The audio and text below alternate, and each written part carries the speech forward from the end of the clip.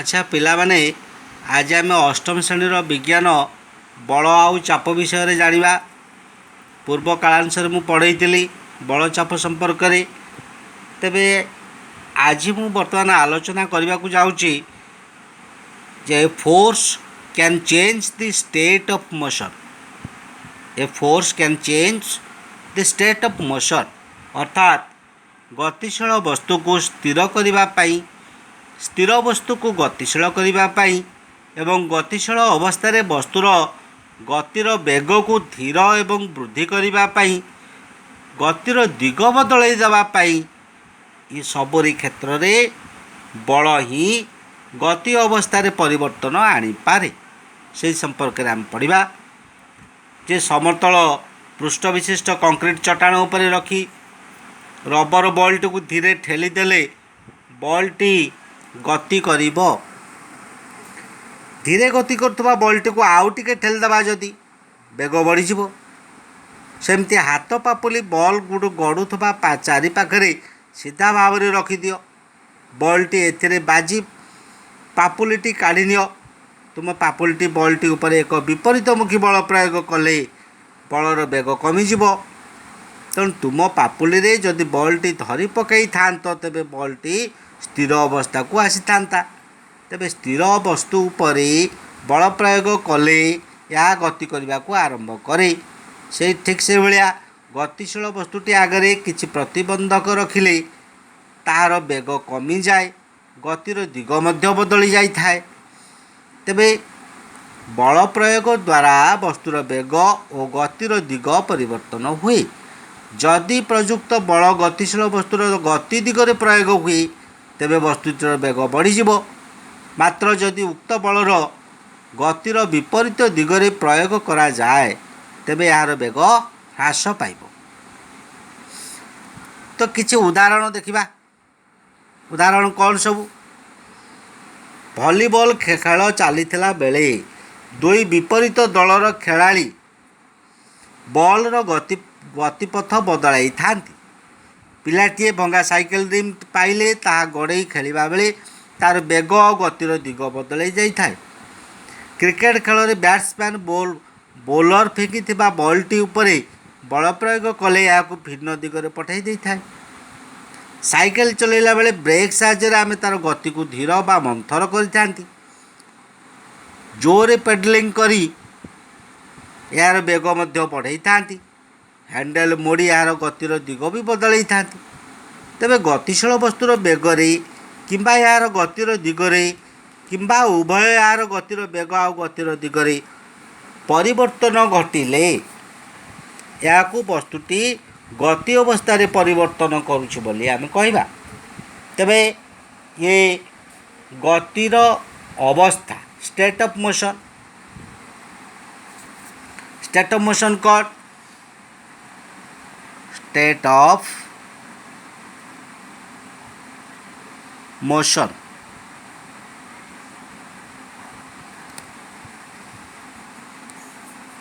गति अवस्था।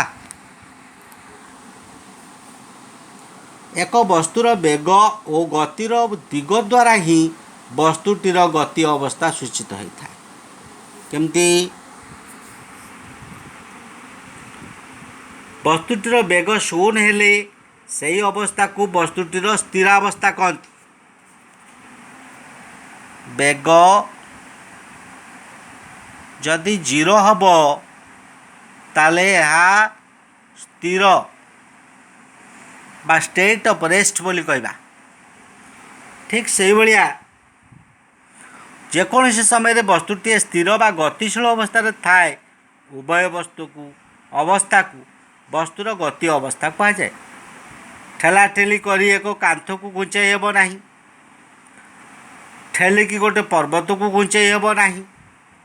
तेबे ये जो कांथ बा पर्वत ये अच्छी कौन ना स्थिर अवस्था एमाने अच्छी।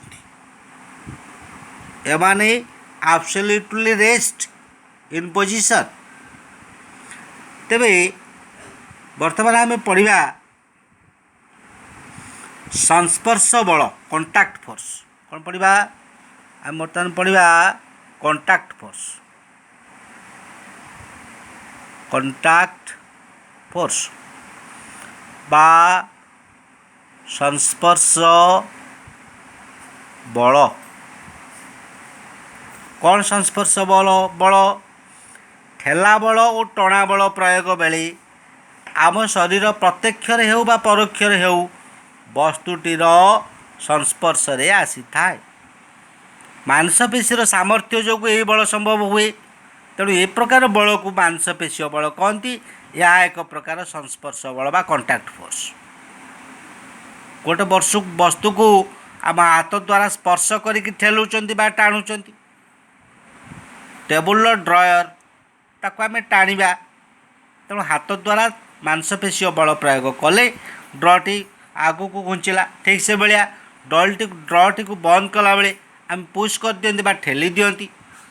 तेणु परोक्ष हो बा प्रत्यक्ष हो आम से ड्र बा वस्तु संस्पर्श रे सीधा सड़क आसी था।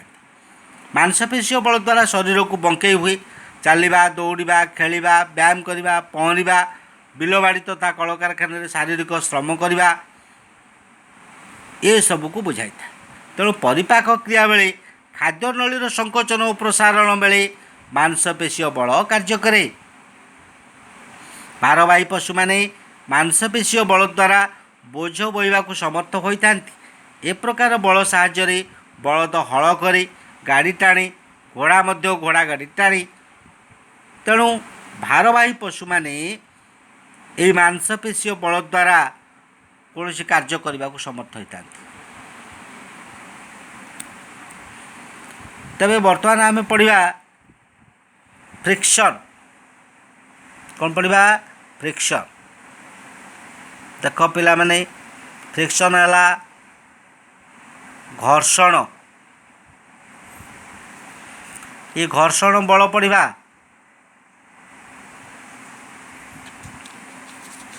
जेकोसी संस्पर्श बल जहाँ द्वारा प्रयोग करा जाए ताकू उक्त बलर कारक कहा जाए। पड़िया गड़ी जाउथबा एक बॉल किसी समय पर आपे आपे स्थिर हो जाए। पैडलिंग बंद करदेले गड़ुथबा साइकेल बेग मध्य कमी जाए। पवन जदि बहु नथिबो बिना आउलारे जल भासुथबा डंगाटी स्थिर हो जाए। ये समस्त क्षेत्र में सीधा सड़क कौन बल वस्तु उपरे क्रियाशील हुए नहीं। मात्र वस्तुर गति अवस्था परिवर्तन आसी था। किंतु आम आगुरी जानचु कौन जे बल प्रयोग बिना वस्तुर गति अवस्था परिवर्तन असंभव। तेणु निश्चित भाव कौन लुकायित बल गोटे रही जे कि वस्तुटी उपरे क्रियाशील हो यार गति अवस्था को परिवर्तन करुच्ची। से अदृश्य बलटा किए? से अदृश्य बलटी है ये घर्षण बल बा फ्रिक्शन। जेकोसी वस्तु अन्य एक पृष्ठ उपरे गति करुला बेले यही बल गति दिगरे विपरीत दिगरे वस्तुटी उपरे क्रियाशील हुए। ये घर्षण बल सर्वदा वस्तुर विपरीत दिगरे क्रियाशील होता है। से उपरोक्त प्रत्येक उदाहरण में गतिशील वस्तुटीर गति अवस्था परिवर्तन लक्ष्य करा जाए। लगालगी दीटा पृष्ठ मध्य आपेक्षिक गति बा गोटे रिलेटिव मोशन ही ये घर्षणर कारण अटे। यह आपेक्षिक गति समय रे गोटे पृष्ठ अन्य पृष्ठ को स्पर्श करुथबारु यही बल मध्य एक संस्पर्श बल। बुझिला? संस्पर्श बलर कारक और वस्तु परस्पर को स्पर्श करती। आउ थे कहूँ संस्पर्श बलर कारक ओ वस्तु परस्पर को स्पर्श करती। बा दुईटी पृष्ठ मध्य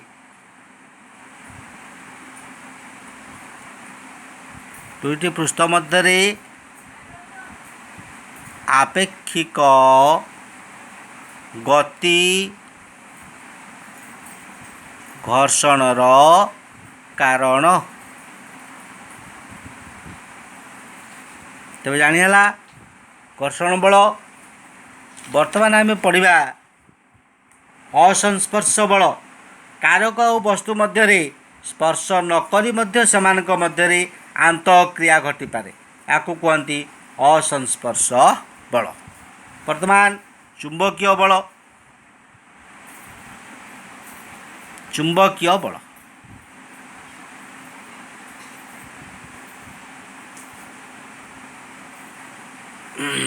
ମ୍ୟାଗ୍ନେଟିକ୍ ଫୋର୍ସ। ମ୍ୟାଗ୍ନେଟିକ୍ ଫୋର୍ସ ଦୁଇଟି ଚୁମ୍ବକର ସମମେରୁ ପରସ୍ପରକୁ ବିକର୍ଷଣ କରନ୍ତି, ବିଷମ ମେରୁ ପରସ୍ପରକୁ ଆକର୍ଷଣ କରନ୍ତି। ଚୁମ୍ବକ ଦ୍ୱୟ ପରସ୍ପରକୁ ସ୍ପର୍ଶ ନ କଲେ ମଧ୍ୟ ଆକର୍ଷଣ ବଳ ଓ ବିକର୍ଷଣ ବଳ କ୍ରିୟାଶୀଳ ହୁଅନ୍ତି।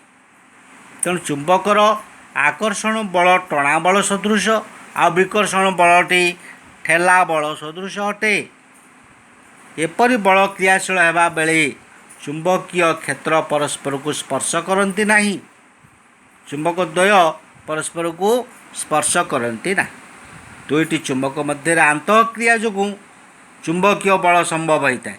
ତାହା ଅସଂସ୍ପର୍ଶ ବଳ ବା ଚୁମ୍ବକ ମଧ୍ୟ ଚୁମ୍ବକୀୟ ବସ୍ତୁକୁ ସ୍ପର୍ଶ ନ କରି ଆକର୍ଷଣ କରେ।